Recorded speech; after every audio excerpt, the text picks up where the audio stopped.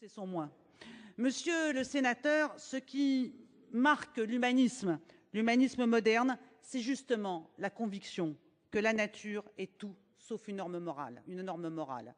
Et ce qui fait la force de la République, celle que les hommes ont construite, qu'ils sont allés conquérir sur la nature qu'ils ne leur avaient pas donnée, c'est que justement, elle permet à chacun de vivre selon ses convictions. Et la force de la loi civile, c'est que ce qu'elle permet, elle ne l'oblige pas. Donc, pour tout ce que vous évoquez, personne n'est obligé. Mais la loi des hommes le permet, la loi de la nature l'interdit. Vous nous demandez, monsieur le sénateur, quelle société nous voulons transmettre à nos enfants. Eh bien, une société construite sur les valeurs qui sont les nôtres, qui sont celles de cette maison. C'est là où je les ai consolidées, où beaucoup me les ont enseignées aussi, celles de la République, de la liberté, de l'égalité et de la fraternité. Car ce sont les seules valeurs universelles.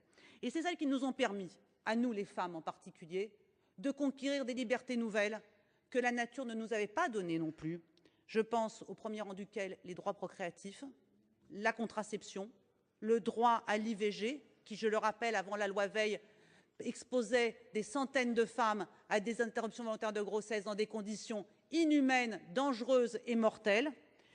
Ces droits-là, la nature, disais-je, ne nous a pas donnés, mais parfois même elle était tellement généreuse que la nature était un fardeau pour nous.